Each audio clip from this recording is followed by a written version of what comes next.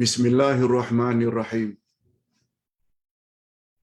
Alhamdulillah nahmaduhu wa nasta'inuhu wa nastaghfiruh.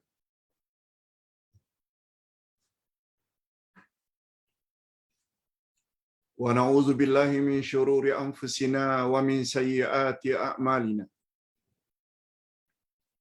May yahdihillahu fala mudilla lahu wa may yudlil fala hadiyalah.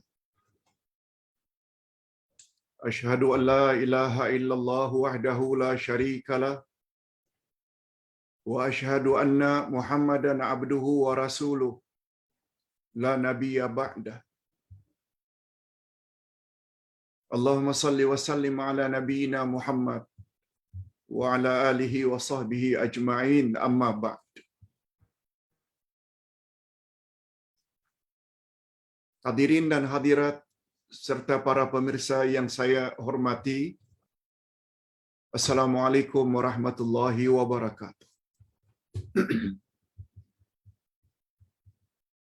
Alhamdulillah, kita bersyukur kehadiran Allah Azza wa Jalla yang telah memberi kita bermacam-macam nikmat.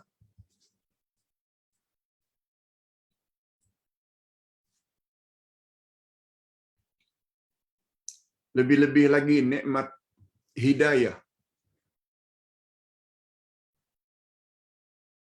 yang merupakan nikmat yang paling istimewa dan mengatasi semua nikmat. Itu sebabnya doa yang paling kerap dan paling selalu kita ucap seharian, yang tercantum di dalam surat Al-Fatihah. A'udzubillahi minasyaitonirrajim. Ihdinas siratal mustaqim. Berilah kami hidayah, berilah kami petunjuk ke jalan yang lurus. Ihdi adalah fi'il amar yang berasal dari perkataan hidayah. Berilah kami hidayah ke jalan yang lurus. Minima kita baca 17 kali dalam sehari. Menunjukkan sangat istimewa nikmat hidayah itu sendiri.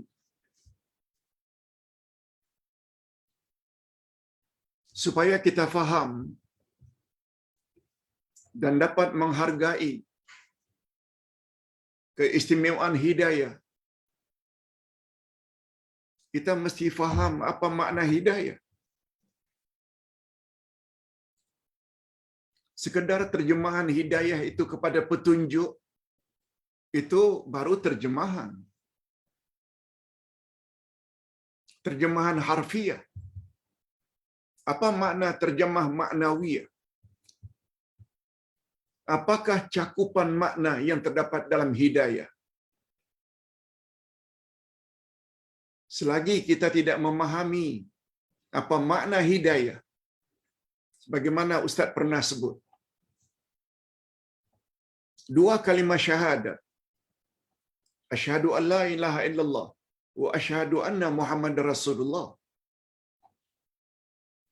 kita tidak akan faham betapa pentingnya dua kalimah syahadat itu yang menjamin seseorang masuk syurga. Kita mesti faham apa makna asyhadu. Mengapa ia diletakkan di depan la ilaha illallah dan Muhammadur Rasulullah? Mengapa ada kata asyhadu? Itu nanti insya-Allah akan kita jelaskan dalam pelajaran hari Jumaat jam 5.30 petang. Akan kita bahas apa makna asyhadu. Bukan setakat aku bersaksi atau aku naik saksi. Ada 5 makna asyhadu. Okey, itu kita bahas kemudian. Kita memohon hidayah kepada Allah. Kita tidak akan dapat menghargai betapa tingginya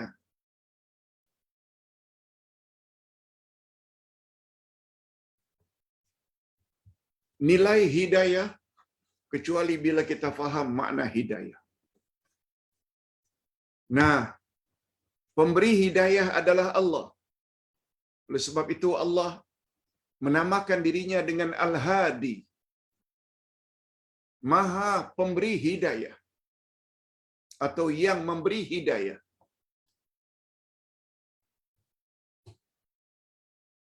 Di dalam Al-Quranul Karim Allah menyebut 2 kali sahaja namanya Al-Hadi.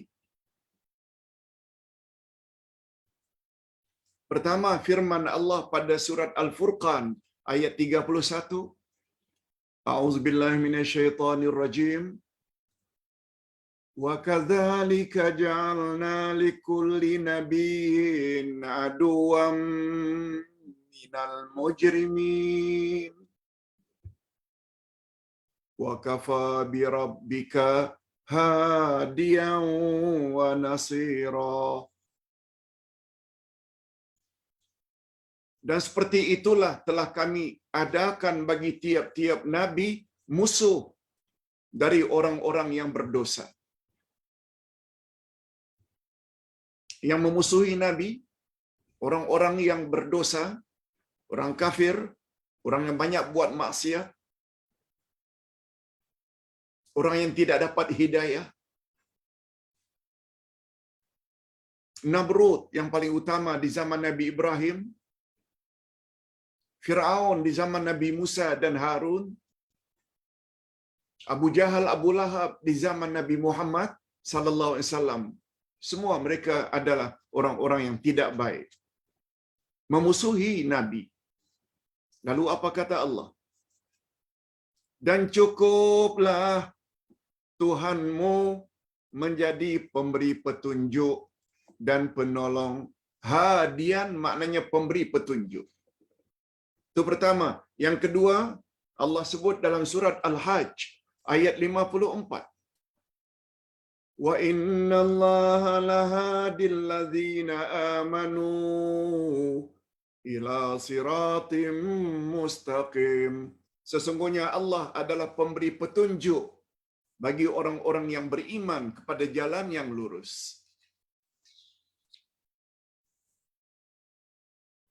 Kata ulama tafsir, dalam 2 ayat ini saja Allah menyebut namanya Al-Hadi.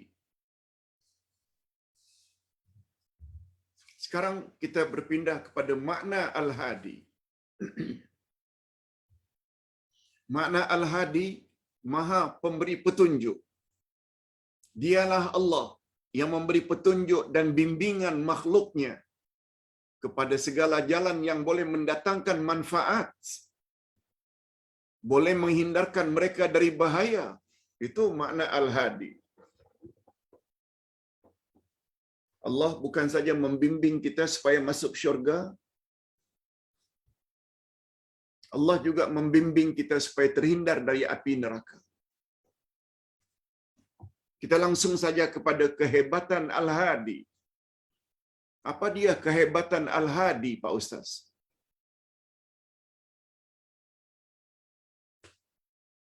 Hadirin dan hadirat rahimakumullah.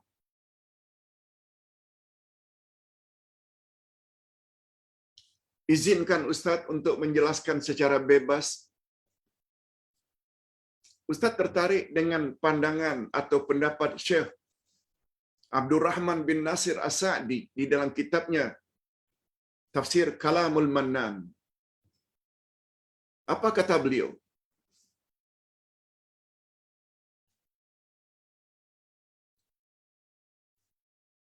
Memohon hidayah kepada Allah adalah permohonan yang paling kerap kita ucap seharian. Minimal 17 kali. Sebab setiap rakaat kita mesti membaca Al-Fatihah.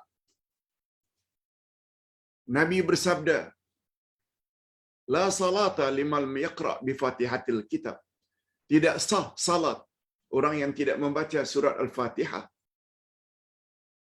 Dan satu doa di dalam surat Al-Fatihah, tunjuki kami jalan yang lurus. Kata Syekh As-Sa'di, ada 2 makna ada dua makna ihdinas siratal mustaqim.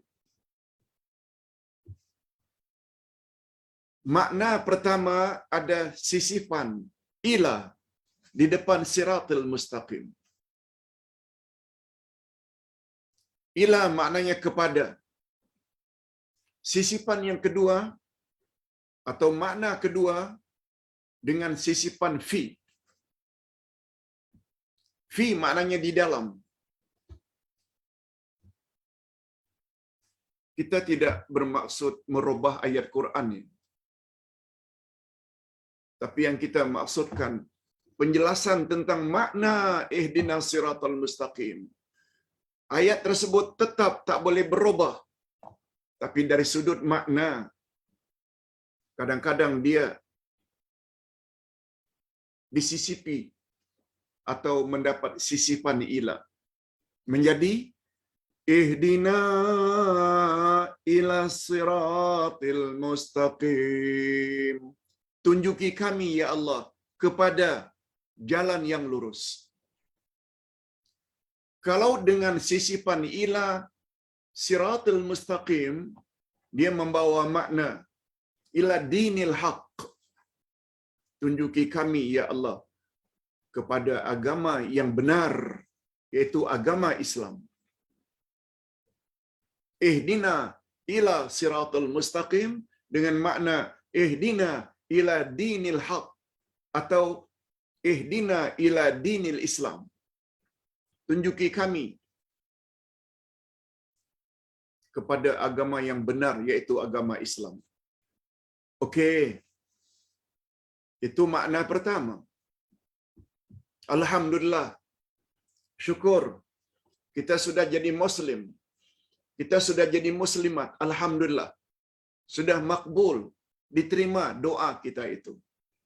Tapi ingat, jangan terlalu berbangga dengan sekedar memeluk Islam. Sebab ada orang Islam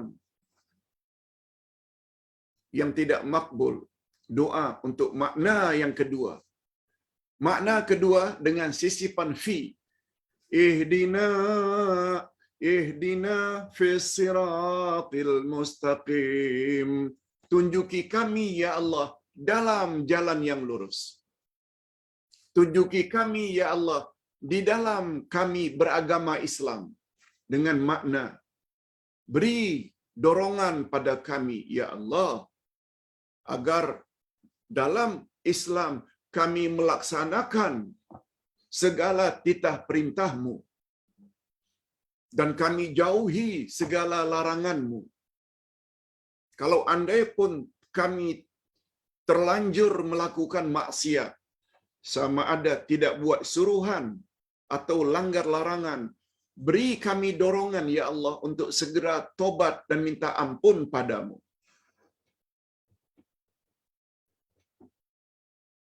Ini makna yang kedua. Mudah-mudahan bapa-bapa dan ibu-ibu serta para pemirsa yang saya sayangi, kita semua dikabulkan oleh Allah untuk dua makna itu. Selain memeluk Islam, jadi Muslim, jadi Muslimat, kita juga terdorong untuk melaksanakan dalam kehidupan sehari-hari titah perintah Allah. Suruhannya dibuat, larangannya dijauhi. Allahumma ja'alna minhum. Ya Allah, masukkanlah kami ke dalam golongan orang-orang yang Engkau kabulkan untuk kedua-dua makna tersebut. Bukan sekedar hanya beragama Islam, tapi juga pada masa yang sama taat kepadamu, ya Allah. Amin ya rabbal alamin. Maksudnya, terdapat tak di dalam masyarakat orang yang hanya kabul untuk makna yang pertama? Betul dia Muslim, Muslimat, tapi kadang-kadang kelakuannya, akhlaknya lebih teruk dari orang-orang kafir. Cakap kasar,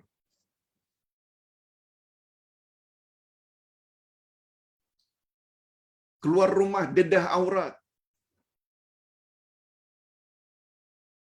rasuah, mencuri, berzina, berjudi, tidak salat, tidak keluarkan zakat walaupun dah cukup nisab, tidak pergi umrah dan haji walaupun banyak negara-negara lain dia kunjungi, padahal dia muslim, padahal dia muslimat. Ini yang Ustaz maksudkan. Mereka hanya makbul untuk makna pertama, tunjuki kami kepada agama yang benar iaitu Islam, tapi tidak diterima oleh Allah untuk makna yang kedua. Namanya saja muslim, muslimat, tetapi ajaran Islam tidak dilaksanakan. Ini yang di Indonesia disebut dengan Islam KTP, KTP, kartu tanda penduduk. Ini yang di Malaysia disebut dengan Islam IC. Na'udzubillah min dzalik.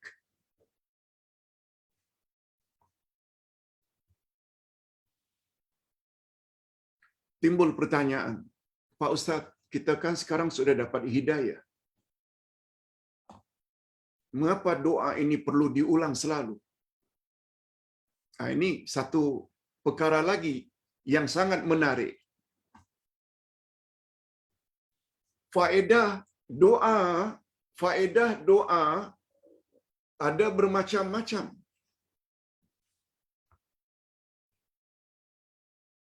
Pak Ustaz, kita kan sudah dapat hidayah. Mengapa kita mesti ulang-ulang lagi? Ihdinas siratal mustaqim. Kata ulama tafsir, faedah atau kegunaan kita memohon terus-menerus setiap hari minima 17 kali. Tunjuki kami jalan yang lurus. Karena faedah permohonan di sini adalah istimrariyah. Istimrariyah maknanya continuity. Berterus-terusan. Kita minta kepada Allah supaya Allah terus-menerus beri kita hidayah dengan dua makna tadi sampai kita mati. Sampai kita mati. Sebab semua kita tahu dalam ilmu akidah, iman boleh bertambah, boleh berkurang. Iman boleh naik, boleh menurun. Malah iman boleh dicabut oleh Allah bila-bila masa. Oleh sebab itu, faedah permintaan tunjuki kami jalan yang lurus, maknanya tunjukilah kami terus menerus ya Allah sampai akhir hayat kami. Allahu Akbar. Inna lillahi wa inna ilaihi raji'un. Ustaz semalam dapat berita yang cukup menyedihkan. Abang kandung Ustaz, dua di atas, berumur 80 sekarang ini, yang bernama Abdul Rahman Yasin atau Abdul Rahman Muhammad Yasin, telah meninggal dunia jam 5:30 petang semalam di Batam. Dan telah pun dikebumikan tadi malam juga. Sebab itu yang paling baik supaya disegerakan pengkebumian. Mohon hadirin dan hadirat serta para pemirsa doakan mudah-mudahan beliau mendapat ampunan Allah, diterima segala amal saleh beliau, dan beliau salah seorang yang kuat pegangan agamanya. Alhamdulillah. Alhamdulillah. Minta maaf Ustaz, sampaikan berita kematian atau kewafatan abang kandung ini. Maknanya sudah 4 di atas Ustaz semua dah meninggal dunia. Jadi dalam keluarga Yasin, Ustaz yang paling tua sekarang ini. Masih lagi ada 2-3 di bawahnya. Mudah-mudahan kita dikabulkan oleh Allah untuk kedua-dua makna permohonan kita agar ditunjuki ke jalan yang lurus. Amin ya rabbal alamin. Okey. Nah sekarang kita berpindah kepada jenis-jenis hidayah. Walaupun Ustaz biasanya menyebut hidayah terbagi dua, tapi dalam hal ini ada lagi pandangan yang mengatakan lebih luas lagi makna hidayah itu ada 4. Pertama namanya hidayah ammah. Yang kedua hidayatul bayan wal irsyad. Ada lagi namanya hidayatu at-taufiqi wal ilham. Ada satu lagi al-hidayah ilal jannati wan nar. Izinkan Ustaz untuk menjelaskan secara bebas. Hidayah ammah yaitu hidayah atau petunjuk daripada Allah secara umum.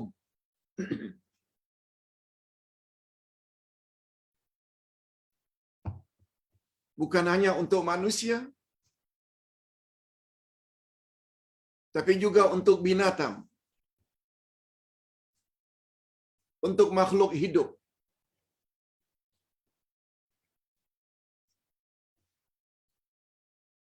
Kalau manusia dibekal oleh Allah dengan akal,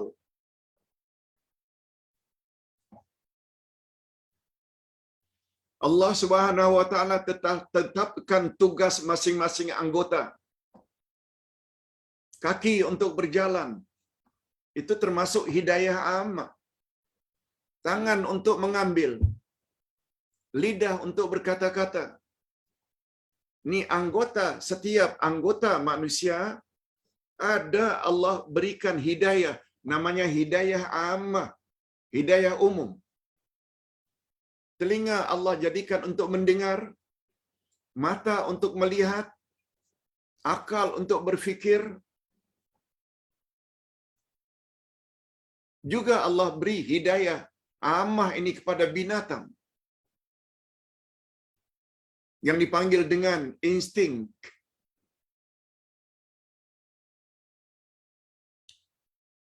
Kalau ayam cara makannya mematuk, kalau itik makannya menyudu, semuanya itu hidayah ammah. Allah bagi setiap makhluk dengan pedoman-pedoman atau petunjuk-petunjuk khas untuk mereka.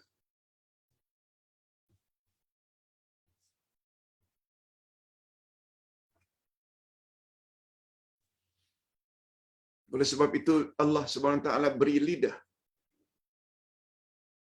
Jika kemungkaran yang berlaku, syirik ke, khurafat ke, bid'ah ke berlaku dalam masyarakat, lalu lidah tidak dimanfaatkan, dosa.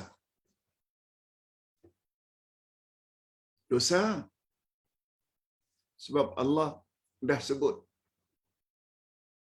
lidah ini tugasnya untuk bercakap. Dalam hal ini khasnya amar ma'ruf nahi mungkar.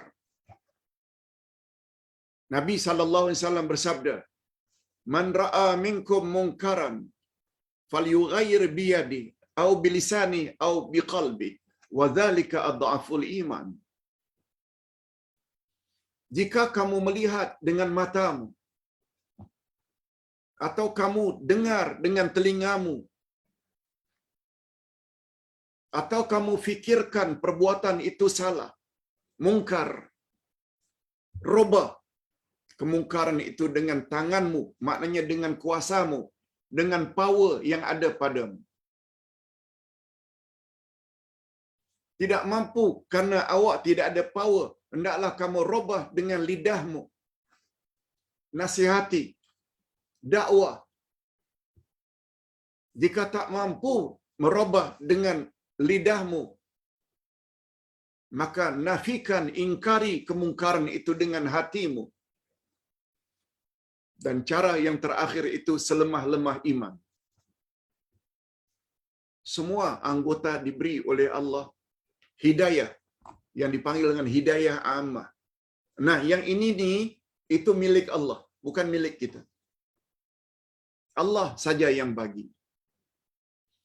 Yang kedua, hidayah dengan makna al-bayan wal irsyad, yaitu memberi penjelasan dan bimbingan. Memberi penjelasan dan bimbingan.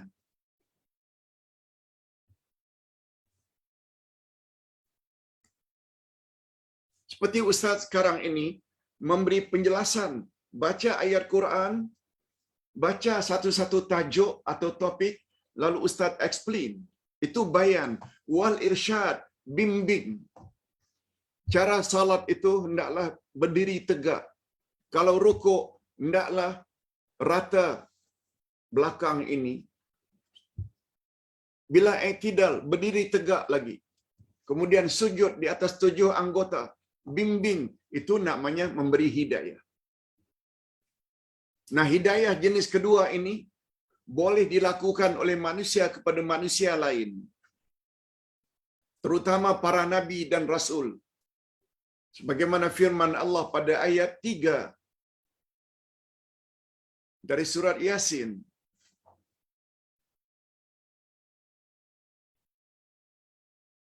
Innaka laminal mursalin ala siratim mustaqim.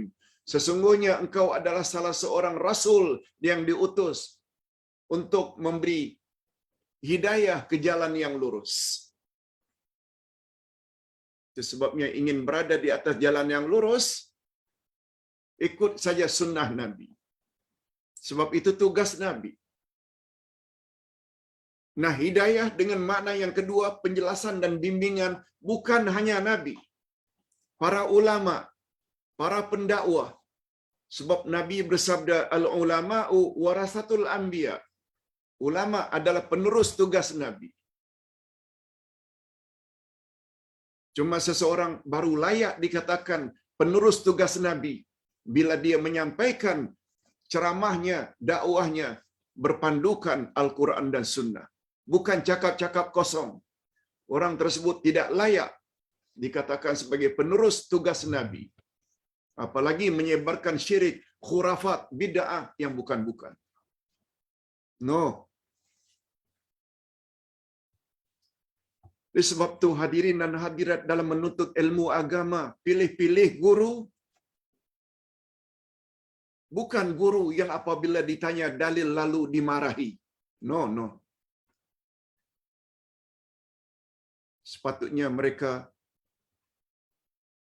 terima dengan baik. Wa ammas sa'ila fala tanhar. Allah berfirman dalam surat Ad-Duha terhadap orang yang bertanya, jangan kamu hardik. Bertanya di sana ada dua makna. Mungkin meminta-minta sesuatu, roti, makanan, obat-obatan, meminta juga sa'il. Sa'il juga membawa makna orang yang menyoal, orang yang bertanya. Kedua-duanya jangan dihardik, jangan dimarahi. Oleh sebab itu ulama yang sebenar-benar ulama, dia akan jawab semampu yang dia boleh bila ada pertanyaan, lengkap dengan dalil-dalilnya. Kalau boleh dengan surahnya dan ayat berapa. Kalau boleh dengan hadisnya dan derjatnya sekali. Itu baru namanya ulama. Okey. Begitulah guru kepada muridnya, ibu bapa kepada anak-anaknya. Mereka boleh memberi hidayah jenis kedua, iaitu bimbingan dan penjelasan. Adapun hidayah yang ketiga, iaitu hidayah dengan makna at-taufiq wal ilham. Ini hanya milik Allah. Ustaz memberi penjelasan dan bimbingan. Yang dengar ini ratusan, ribuan orang. Dengar, betul? Mereka telah terima hidayah jenis pertama, iaitu penjelasan dan bimbingan. Tapi belum tentu dari sekian ribu orang itu yang mengamalkannya. Terdorong hati untuk mengamalkan apa yang dia tahu. Mungkin dari 500 yang mendapat penerangan ini, mungkin hanya 100 yang mengamalkannya. Nah, yang 100 itu maknanya orang yang telah dapat taufik Allah. Allah buka hatinya sehingga mengamalkan apa yang dia tahu. Sisanya yang 400 tidak dapat taufik. walaupun mereka dengar. Hidayah jenis ketiga ini hanya milik Allah. Jangan kita sebagai pendakwah, Nabi pun tidak mendapat hidayah jenis ketiga, membuka hati. Coba lihat Nabi Muhammad tak mampu membuka hati angkelnya Abu Talib dan Abu Lahab. Nabi Musa tidak mampu membuka hati Qarun, padahal Qarun itu adalah cousin-nya, sepupu Nabi Musa. Nabi Ibrahim tak mampu membuka hati ayahnya Azar, malah pembuat patung untuk sembahan kaum. Nabi Lot tidak berhasil untuk membuka hati istrinya. Begitu juga Nabi Nuh tak mampu membuka hati istrinya dan anaknya yang bernama Kanaan. Sebab itu semua adalah milik Allah.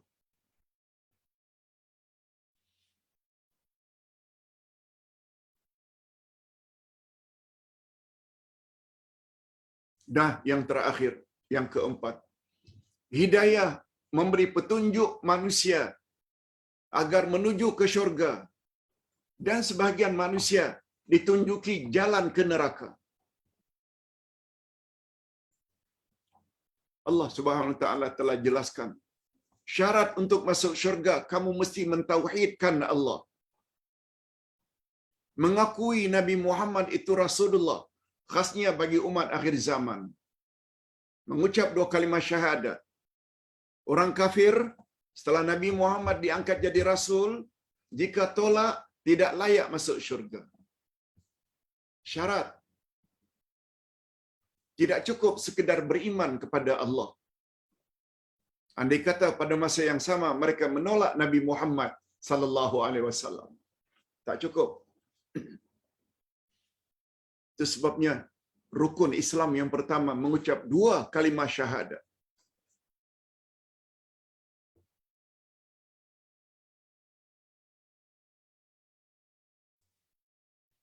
Allah Subhanahu wa taala juga beritahu zina, berjudi, minum arak, mencuri, rasuah, itu semua jalan menuju ke neraka. Aku telah haramkan itu semua. Tapi bila kamu yang pilih, jangan salahkan aku. Itu sebabnya dalam akidah Ahlussunnah wal Jamaah, manusia masuk syurga berkat rahmat Allah, kasih sayang Allah. Manusia masuk neraka karena keadilan Allah. Adil maknanya meletakkan sesuatu pada tempatnya.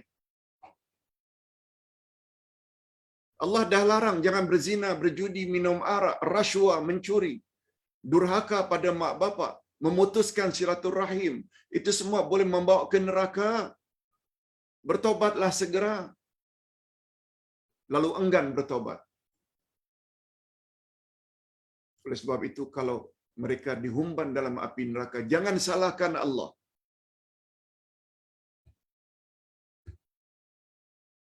Sungguh banyak ayat Quran menyebut, bukan Allah yang menzalimi mereka,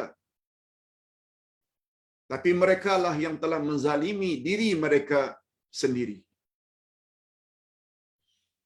Sekali lagi, sebelum dijemput oleh Allah, bertobatlah terhadap dosa-dosa yang telah kita lakukan pada zaman silam. Dengan tobat nasuha. Yes. Jadi ringkasnya, hidayah ada 4 jenis. Hanya satu saja manusia mampu melakukannya, iaitu hidayah yang kedua. Hidayah dengan makna al-bayan wal irsyad, membimbing dan memberi penjelasan. Bapak-bapak dan ibu-ibu serta para pemirsa yang saya hormati, itu sebabnya tambah ilmu dari guru-guru yang menyampaikan dengan berdalilkan Quran dan Sunnah,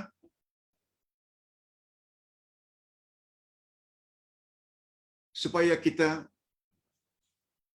memiliki ilmu yang benar sebelum menemui Allah Azza wa Jalla. Itu sebabnya Nabi Muhammad sallallahu alaihi wasallam sampai bersabda dalam hadis sahih, "Man salaka tariqan yaltamisu fihi ilma, sahalallahu lahu bihi tariqan ilal jannah." Siapa bersungguh-sungguh pergi ke majlis ilmu, niscaya Allah mudahkan baginya jalan ke syurga.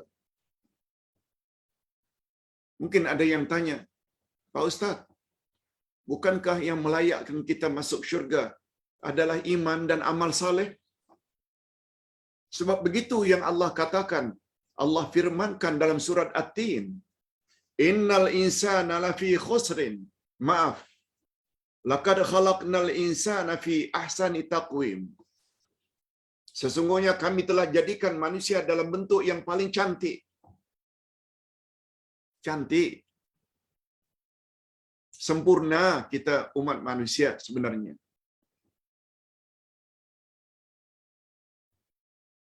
Ada akal, ada sifat kreatif, daya cipta, ada inisiatif.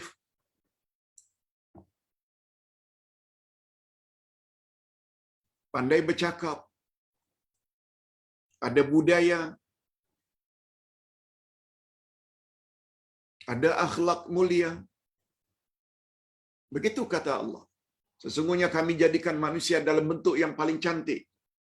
Cantik dengan makna ada akal, ada iman, boleh bercakap, ada daya kreatif dan inisiatif.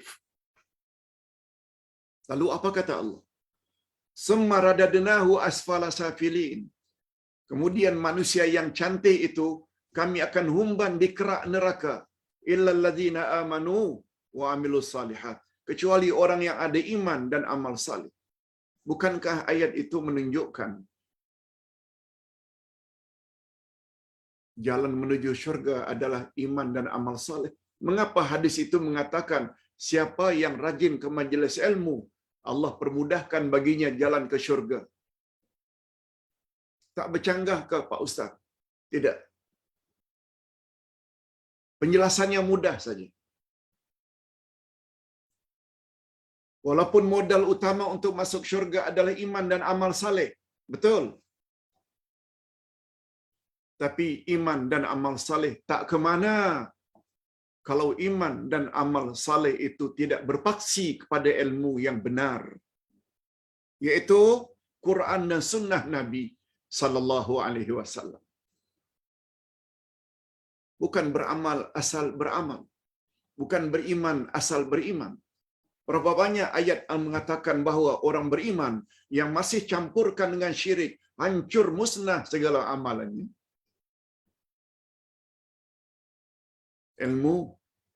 Ilmu sangat mustahil untuk membolehkan iman kita dan amal kita diterima oleh Allah Azza wa Jalla. Walaupun la ilaha illallah dikatakan sebagai kunci syurga, kita dah belajar dalam hakikat dua kalimah syahadat. La ilaha illallah ada 2 rukun.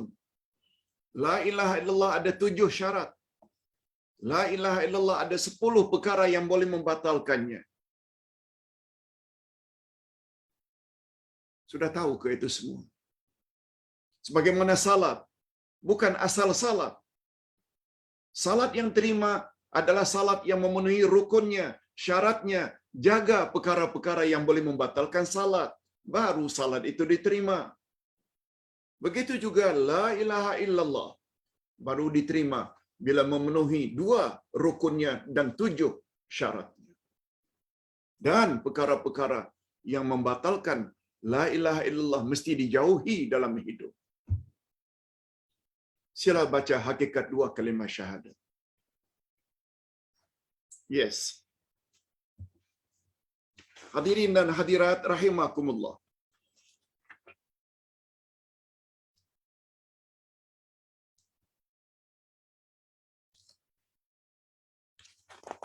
Berikutnya kita ingin jelaskan makna. Hidayah itu adalah rasul dan kitab. Rasul dan kitab. Izinkan Ustaz menjelaskan dengan cara bebas sebab perkara ini telah kita sebut berkali-kali sebelum ini. Yaitu merujuk ayat 38 dari surat Al-Baqarah. Qulna ihbitu minha jami'a fa imma ya'tiyannakum minni huda faman tabi'a hudaya fala khaufun 'alaihim wa lahum yahzanun. Kami berfirman, turunlah kamu semua dari syurga ini. Kelak akan datang kepadamu petunjukku. Siapa yang mengikuti petunjukku itu, dia tidak perlu takut dan tidak perlu bersedih hati. Siapa yang Allah pernah usir dari syurga sehingga turun ke bumi, jami'a, all of you. Mereka adalah iblis, Adam dan Hawa. All of you. Iblis, Adam, Hawa, turun kamu dari syurga ini. Semua kita tahu penyebabnya, karena ketiga-tiganya berdosa. Iblis karena enggan sujud pada Adam atas arahan Allah. Adam dan Hawa mendekati pokok larangan yang dilarang oleh Allah. Semua kita tahu. Ada yang bertanya, bukankah Nabi Adam itu seorang Nabi? Beliau tidak berdosa, Pak Ustaz. Betul? Tetapi ketika beliau melanggar larangan Allah, beliau belum lagi punya status Nabi. Sebab itu dalam syurga, status Nabi ini setelah turun ke bumi. Itu jawabannya, kata para ulama. Lalu Allah Subhanahu Wa Taala jadikan Adam, Hawa daripadanya jenis manusia, iblis dari jenis jin. Sebab sebelum Adam diturunkan, bumi sudah ada penghuni, yaitu dari kalangan jin. Jadi kalau ada yang tanya, bukankah iblis seorang yang turunkan ke bumi, mana betinanya, jin betina mana Pak Ustaz, supaya mereka itu boleh berzuriat? Jawabnya, sebelum Adam, manusia menghuni bumi, bumi sudah ada penghuninya. Banyak ketika itu jin-jin, cuma manusia yang tidak ada. Ingat, matlamat manusia dan jin dicipta oleh Allah adalah sama, yaitu agar beribadat kepadanya. Sesuai dengan firman Allah ayat 56 Az-Zariyat, "Wa ma khalaqtul jinna wal insa illa liya'budun." Aku tidak jadikan jin dan manusia melainkan agar mereka beribadat kepadaku. Okey. Lalu apa kata Allah? Fa imma ya'tiyannakum minni huda. Pasti kelak akan datang kepadamu hidayahku. Siapa yang ikut hidayahku itu, dia tak perlu takut dan tak perlu bersedih hati. Sepakat ulama tafsir Ahlus Sunnah wal Jamaah mengatakan, tafsiran daripada hidayah yang Allah janjikan akan diturunkan ke permukaan bumi adalah rasul dan kitab. Setiap generasi ada rasul yang Allah angkat dari manusia terbaik di zaman itu, dan kitab diturunkan. Sebagai contoh, Allah pernah angkat Musa sebagai rasulnya, diturunkan kitab Taurat. Berikutnya datang era Isa, diturunkan pula kitab Injil. Datang kemudian era rasul terakhir, diangkat Nabi Muhammad dan diturunkan kitab dari langit bernama Al-Quran. Masing-masing zaman itu, umat Musa, bila ikut Musa, ikut Taurat, zaman itu dia akan selamat. Datang Nabi Isa, mansuh agama Yahudi, ikut Isa dan ikut Injil, selamat manusia zaman itu. Bila datang Nabi Muhammad, semua agama terdahulu mansuh, cancel. Bila umat Muhammad, umat akhir zaman, ikut Al-Quran dan sunnah Nabi. Sunnah itu maknanya diri Nabi selagi beliau masih hidup. Setelah meninggal dunia, yang kita mesti ikut, Quran dan Sunnah. Itu sebabnya Nabi menjamin, aku tinggalkan pedoman untukmu wahai umat. Aku tinggalkan 2 pedoman untukmu wahai umat. Selagi kamu berpegang teguh, kamu tidak akan sesat selama-lamanya. Quran dan Sunnahku. Apa kata Allah? Bila kamu, hai umat akhir zaman, ikut Quran dan Sunnah, kamu tak perlu takut dan tak perlu sedih. Takut menyangkut perkara future,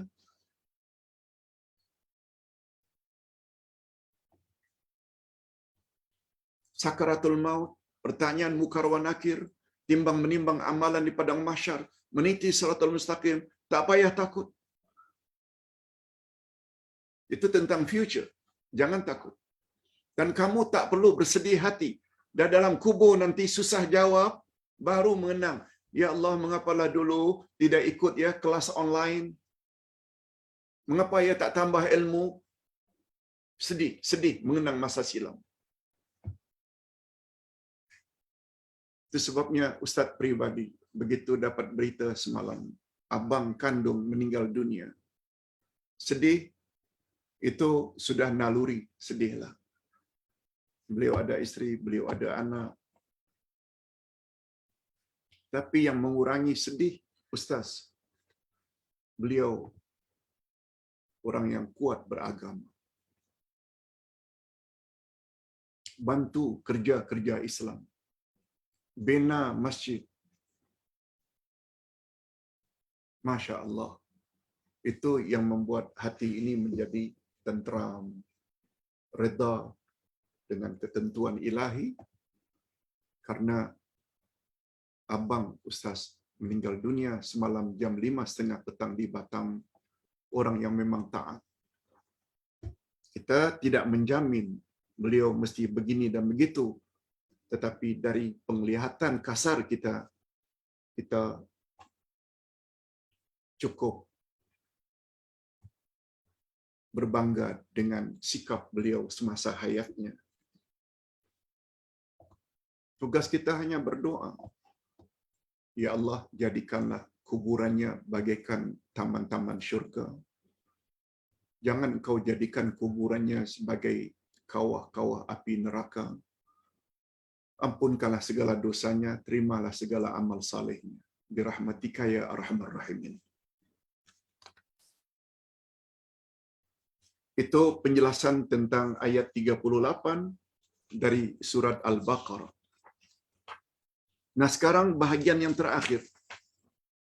Bahagian yang terakhir yaitu manusia dan hidayah.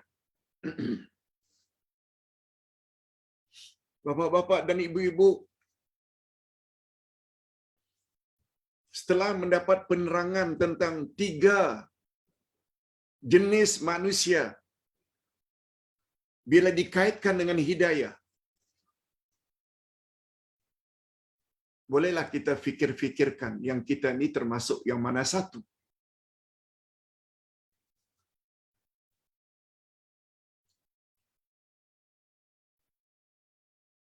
Yang pertama dipanggil dengan man adima basiratan jumlatan, yaitu orang yang tidak memiliki iman secara menyeluruh. Nauzubillah min dzalik. Nanti Ustaz jelaskan. Yang kedua, ashabul basirati dhaifah, yaitu orang yang memiliki pengetahuan dan iman yang lemah, dhaifah. Juga kita mohon agar Allah lindungi dari menjadi manusia jenis ini.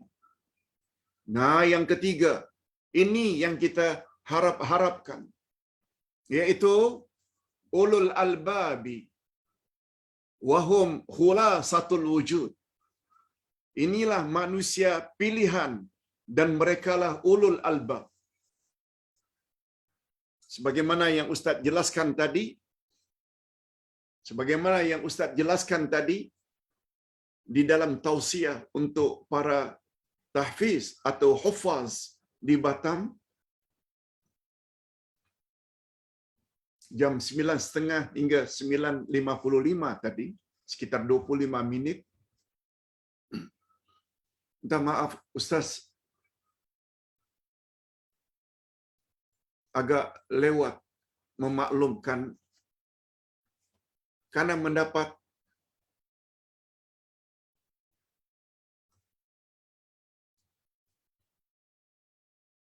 berita dari Batam juga lewat tadi malam, yaitu sempena penerimaan para hufaz gelombang yang keenam. Biasa seperti dulu-dulu juga, Ustaz diminta untuk memberi tausiah atau pesan-pesan penting kepada para hufaz. Ustaz ada sebut tadi, di antara kelebihan sahibul Quran,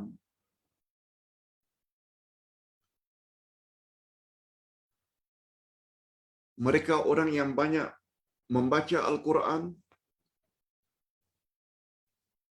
lebih-lebih lagi kalau Al-Quran itu boleh dihafal, walaupun menghafal Quran bukan suatu kewajiban, sebab kedudukan mereka,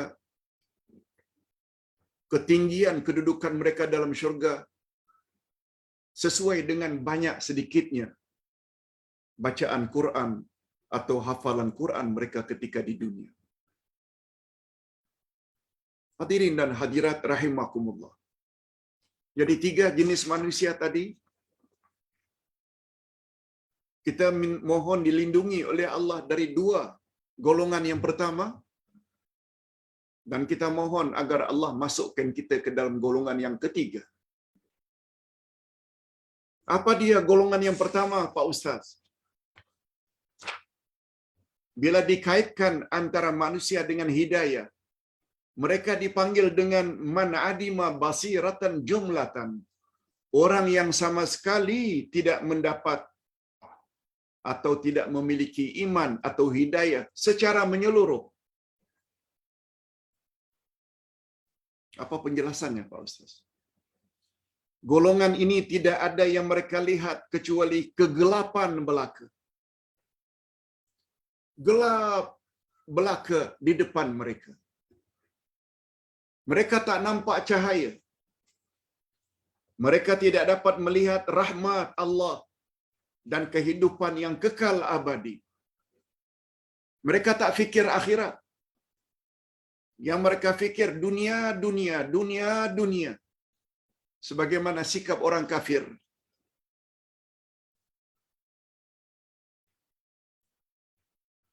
Itu sebabnya bila meninggal dunia, bila mati, orang-orang kafir dipakaikan coat, dipakai necktie, di make up, jadi cantik.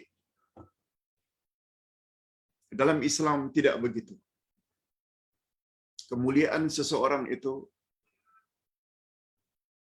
yang paling tinggi di akhirat nanti, bermula dari alam barzakh. Walaupun dia hanya dibungkus atau dikafan dengan kain putih, bukan itu yang jadi ukuran handsome tidaknya dia. Sebab Nabi bersabda dalam hadis sahih riwayat Imam Muslim, "Innallaha la yanzuru ila suwarikum wa amwalikum." Allah tidak lihat wajahmu. Allah juga tidak lihat hartamu.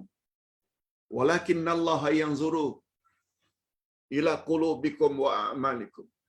Yang Allah lihat adalah hatimu, maknanya imanmu, wa a'malikum, dan amal perbuatan kamu, yaitu ketaatanmu kepada Allah.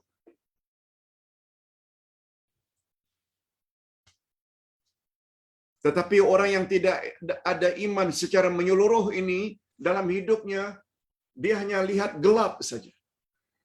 Dia tidak fikir tentang alam akhirat.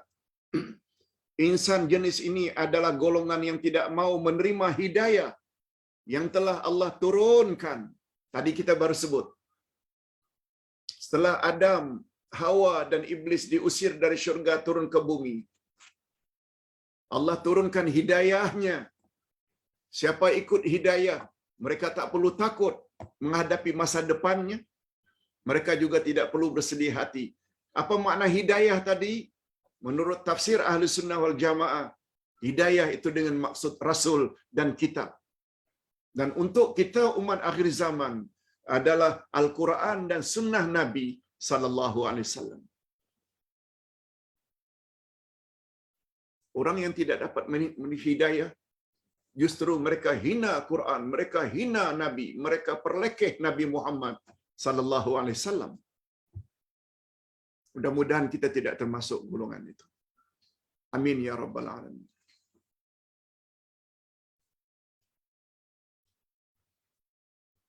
Ustaz teruskan sedikit.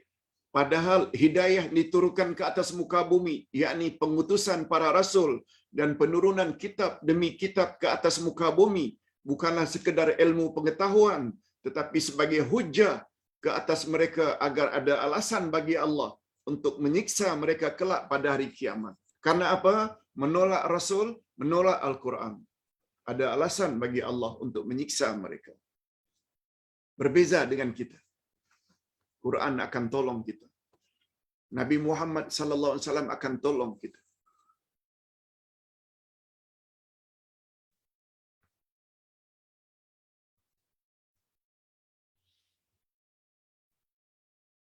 Itu sebagaimana firman Allah di dalam surat Yunus atau surat Maryam. Apa kata Allah?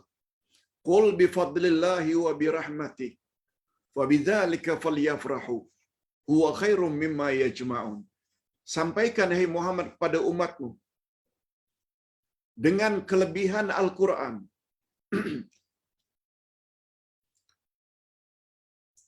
dan semangat untuk mengamalkan Quran dalam kehidupan. Itu adalah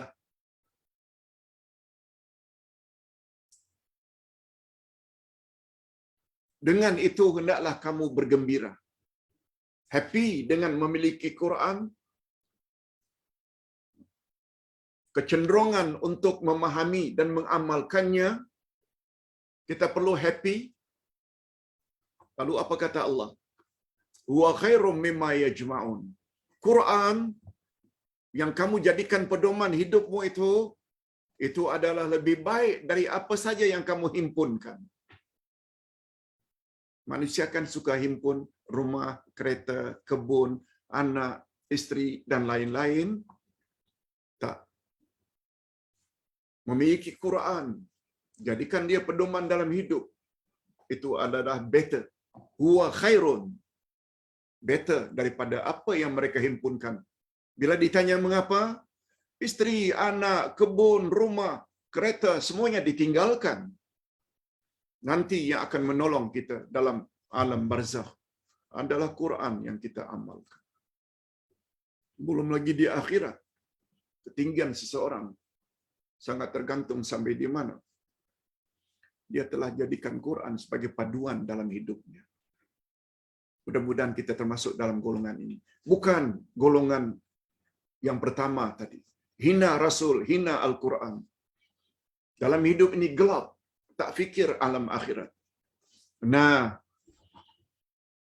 yang kedua, ashabul basiratul dha'ifah, yaitu orang yang memiliki pengetahuan dan iman yang lemah. Kegunaan hidayah diturunkan oleh Allah dari langit. Hidayah yang Allah turunkan dari langit, bagaikan nur atau cahaya yang menerangi. Itu sebenarnya. Itu sebabnya Al-Quran salah satu namanya adalah nur. Selain Al-Furqan, Al-Kitab, Al-Quran, juga salah satu nama Al-Quran An-Nur. Nabi Muhammad dari 56 nama Nabi Muhammad, kata Imam Ibnul Qayyim. Nabi Muhammad juga mendapat gelaran Nur, cahaya. Tetapi golongan kedua ini, lemah penglihatan mereka, tidak begitu nampak cahaya yang dibawa oleh Rasul. Walaupun kehadiran Rasul itu tidak obahnya bagikan cahaya matahari yang terang benderang. Itu sebabnya Nabi Muhammad pernah tegur Umar ibn Khattab. Ustaz ada sebutkan pada minggu lalu, Jumaat jam 5:30 petang. Rasulullah pernah tegur Umar karena terpesona membaca kitab Taurat atau lembaran Taurat. Nabi ambil. Lalu kata Nabi, "Wahai Umar, aku lihat engkau begitu terpesona membaca Taurat. Wallahi, demi Allah, ajaran yang aku bawa ini begitu terang benderang. Mengapa kamu tak boleh ikut? Kamu terpesona dengan Taurat? Demi Allah, wahai Umar, andai kata Musa yang kepadanya Taurat itu diturunkan hari ini masih hidup, niscaya Musa tetap akan ikut aku, bukan Taurat, walaupun Taurat itu diturunkan kepadanya." Itu sebabnya hadirin dan hadirat, kalau kita tidak baca kitab, apapun kitab tidak baca, silakan baca. Tapi bila para ulama atau penulis yang memberi pandangan-pandangan, tapi tidak membawa ayat Quran atau hadis Nabi, tolong abaikan saja. Mengajar zikir ini, zikir itu, zikir ini, zikir itu, bila tidak datang dari Nabi, tolong abaikan saja. Sebab kata Imam Al-Ghazali, zikir-zikir yang datang dari Nabi secara sahih, kalau kita mau amalkan, tak akan mampu kita amalkan. Padahal ada dalilnya. Ini kan pula yang tak ada dalilnya, yang kita beria-ia sangat. Inna lillahi wa inna ilaihi raji'un. Nah, sekarang yang terakhir. Yang pertama, orang yang melihat dunia ini gelap, tak nampak cahaya, itu orang kafir. Orang yang dah tertutup hatinya. Mereka tak percaya Quran, tak percaya hadis, tak percaya hadis. Yang kedua, golongan yang lemah imannya. Dia orang Islam, tapi lebih kepada ta'assub fanatik tuan guru daripada berpegang pada Quran dan Sunnah.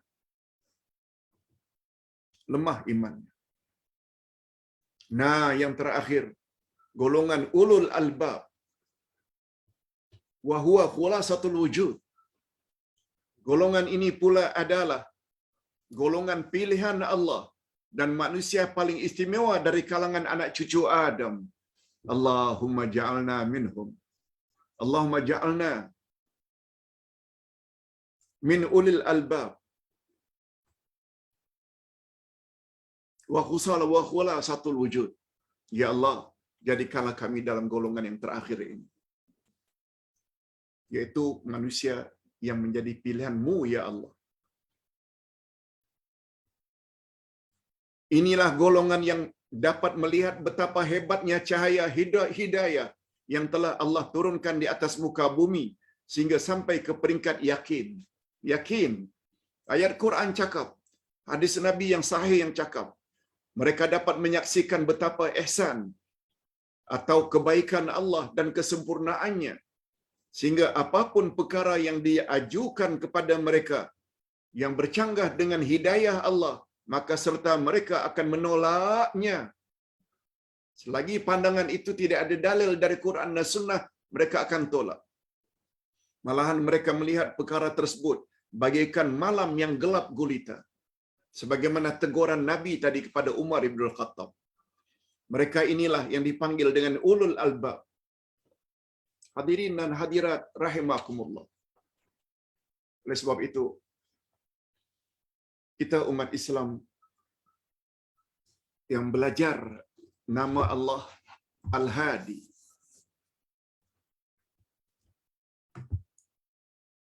Terakhir Pak Ustaz boleh tak jelaskan sedikit? Sebagaimana yang Pak Ustaz jelaskan 2 hari yang lalu. Ketika Ustaz kirim satu YouTube ceramah Ustaz di KJPA. Ustaz ada sebut pada permulaan tentang Al-Hadi, iaitu Allah pemberi hidayah. Pertanyaan. Al-Hadi, Allah pemberi hidayah. Kita nak masukkan ke dalam sifat Allah yang mana satu, Pak Ustaz? Okey. Ustaz pernah sebut.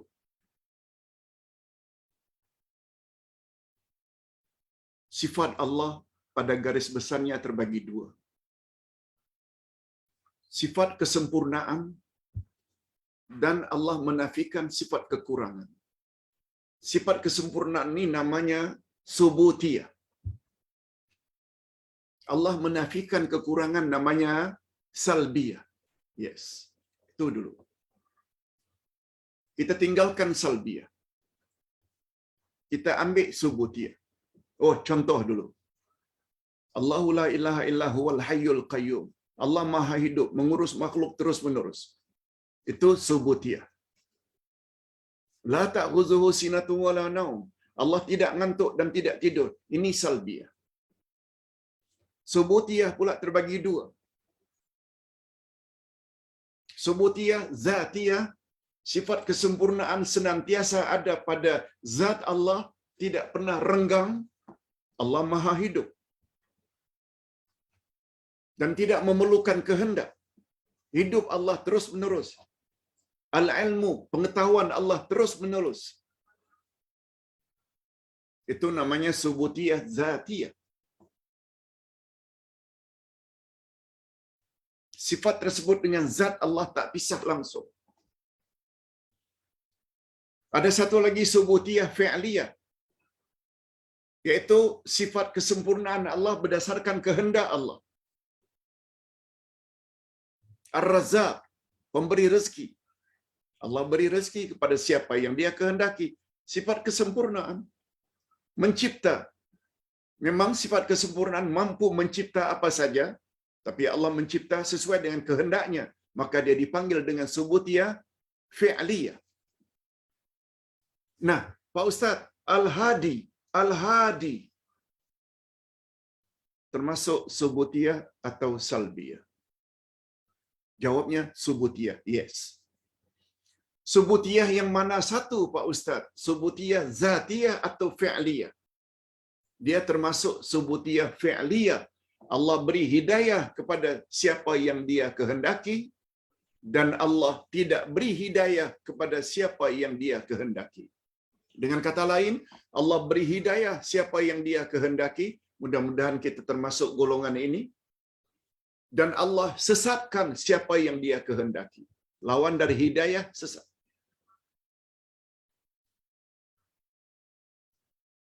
Cuma Pak Ustaz, kami sudah faham Al-Hadi, Allah pemberi hidayah, termasuk subutiyah fi'liyah.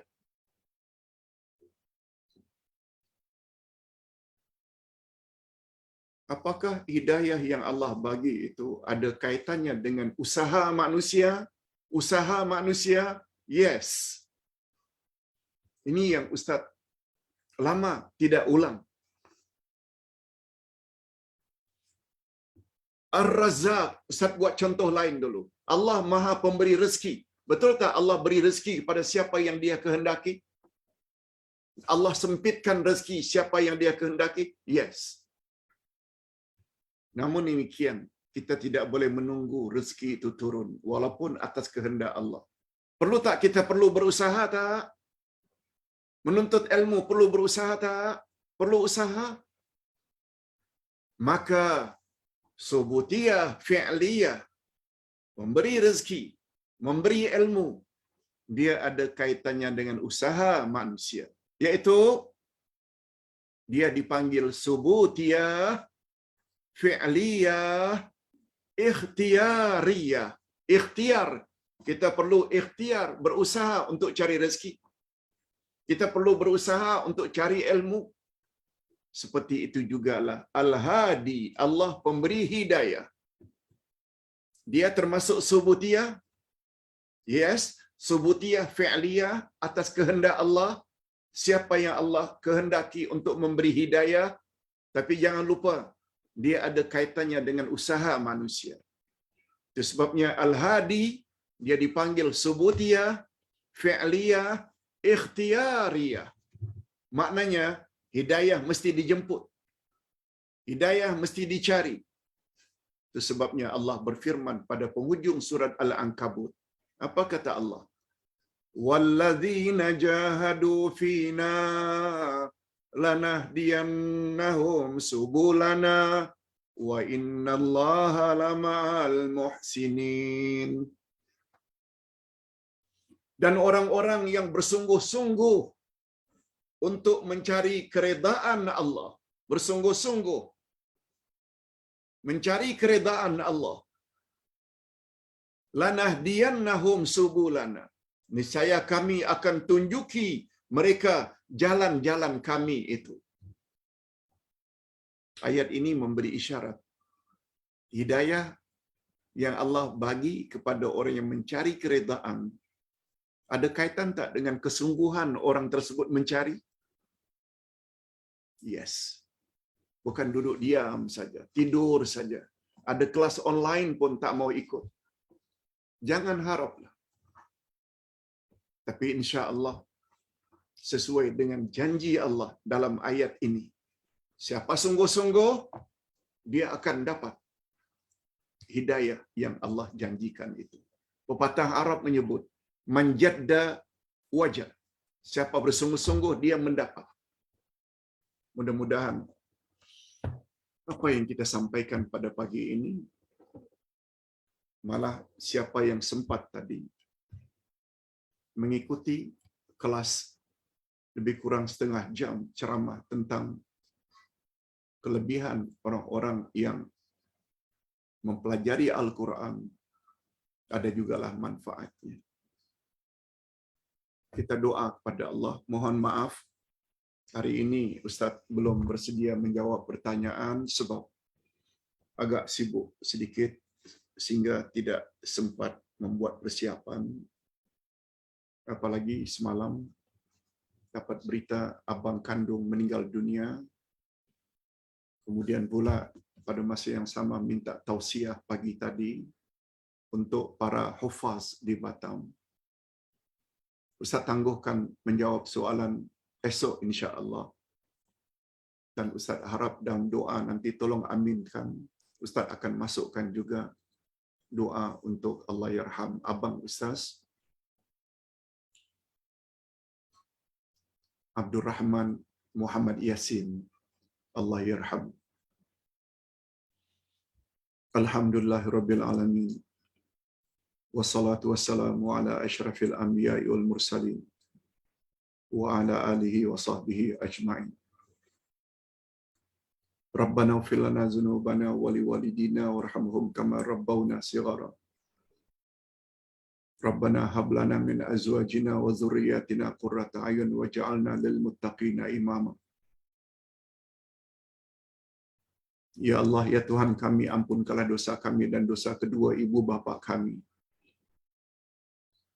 Dan cucurilah mereka rahmat-Mu, ya Allah, sebagaimana mereka telah didik kami sejak dari kecil. Ya Allah, berilah kami pasangan hidup dan zuriat keturunan yang menyedapkan pandangan mata dan hati kami. Dan jadikanlah kami pemimpin bagi orang-orang yang bertakwa. Allahumma ya hadi, ya hadi, ya hadi, ila siratim mustaqim. Ihdina siratal mustaqim, siratal ladzina an'amta 'alaihim minan nabiyyin was-siddiqin wasyuhada was-salihin. Wa hasuna ulaika rafiqa. Wahai Allah yang Maha Pemberi petunjuk, wahai Allah yang Maha memberi petunjuk, wahai Allah yang Maha memberi petunjuk, tunjukilah kami ke jalan-Mu yang lurus, yaitu jalan orang-orang yang telah Engkau beri mereka nikmat, yaitu para nabi, para siddiqin, syuhada dan salihin. Merekalah sebaik-baik teman di akhirat nanti. Ya Allah, ya Tuhan kami, pagi ini kami difahamkan bahwa di dalam ihdinas siratal mustaqim ada dua makna. Pertama, memohon agar ditunjuki kepada agama yang benar, yaitu agama Islam. Yang kedua, agar ditunjuki akan dapat mengamalkan ajaran Islam dalam kehidupan sehari-hari. kabulkanlah kedua-dua makna doa tersebut. Sama ada makna yang pertama, alhamdulillah sudah makbul, kami sudah menjadi muslimin dan muslimat. Kami masih lagi memohon, ya Allah, kiranya Engkau kabulkan juga untuk makna yang kedua, supaya kami menjadi muslimin muslimat yang taat kepadamu. Buat suruhanmu, jauhi laranganmu. Ya Allah, ya Tuhan kami, bila dikaitkan antara manusia dengan hidayah, manusia terbagi tiga. Oleh sebab itu, lindungilah kami daripada orang yang tidak mendapat hidayah, menghina Quran, menghina Nabi. Kami juga mohon dilindungi daripada orang yang lemah imannya. Yang kami mohon, ya Allah, jadikanlah kami sebagai ulul albab, yaitu orang yang dapat melihat dengan jelas akan bimbingan-Mu melalui Quran dan sunnah Nabi-Mu, supaya kami layak menjadi muslim muslimat yang baik dan akhirnya mendapat husnul khatimah. Allahumma ighfir lil muslimina wal muslimat wal mu'minina wal mu'minat al ahya'i minhum wal amwat. Ya Allah, ampunkanlah dosa-dosa orang-orang beriman laki-laki dan wanita, orang-orang Islam laki-laki dan wanita, sama ada yang masih hidup atau yang sudah meninggal dunia. Allahumma inna natawassalu ilaika bi asma'ikal husna wa sifatikal ula wa amalna salihah an tunzila alaina ar-rahma wal barakah wal maghfirah khasatan li ruhi Abdurrahman Muhammad Yasin.